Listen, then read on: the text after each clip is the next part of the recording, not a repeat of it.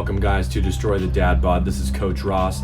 Over the next few videos, we're going to be going over the biggest bang for your buck exercises with minimal equipment. That's a situation that a lot of us are in right now. So I'm going to tell you the 5 best exercises when you have limited options. Before we get to that, make sure you click like and subscribe to this channel and this video so you can continue to get all the updates as we release all the new content for you weekly. All right, welcome back. We're gonna go over the next exercise in the Bang for Your Buck series. Today, that's going to be the Turkish get up.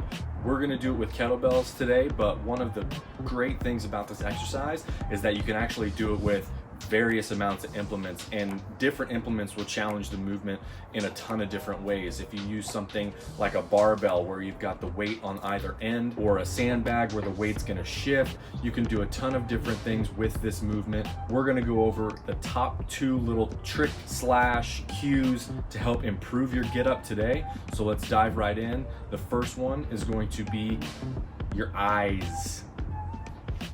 All right, so one of the common mistakes people make when they're doing a get up is they let their eyes drift away from the bell. Wherever your eyes go, your body is gonna follow.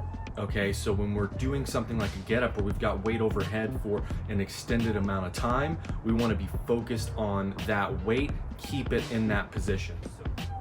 As we are here, as I go down, I'm gonna take my step, drop down from right here until I get back to the top position. I'm looking directly at this kettlebell. I'm not gonna let my eyes drift away, because if I do, the bell is gonna go all over the place. I'm gonna keep it right in my eyesight the entire time as I go down, right, all the way down.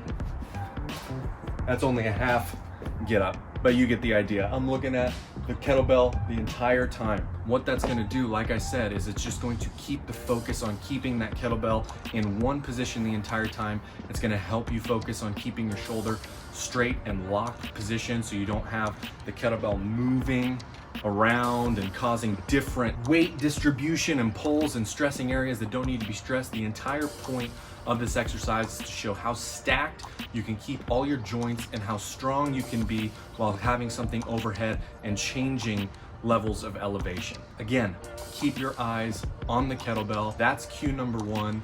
Cue number 2 we're gonna get into next is actually gonna be how to keep your shoulder strong and make it easier on your eyes to keep that kettlebell in that one position. All right, so the next thing we're gonna focus on is how to keep our shoulder in a strong and stacked position. And to do this, one of the best ways I've found to help train that is to actually not use a kettlebell or really any weight at all. It's all about being able to keep your shoulder balanced and structurally strong in that overhead position. And to do that, you can use any kind of shoe you want. I'm just gonna use this flip-flop, but we're gonna do the whole get up movement while balancing the shoe on your fist on top. That's gonna let you know if your shoulder starts to drift in either direction as you're going through the movement, because the kettlebell is gonna fall off.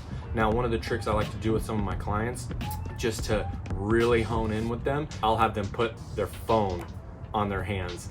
You would be amazed at how much attention people pay to the movement when their phone is sitting on their hands with threat of falling. As we go into this, I'm gonna do a half get up just so you can see the structure from the bottom up of what we're going for. And then when you go to practice this, start with a shoe, a flip-flop, go out with your phone if you feel like it, and practice keeping that shoulder in a strong, stable position the entire time. So right here, I've got it straight overhead. My shoulder is back and down. Arm is locked straight overhead as I push.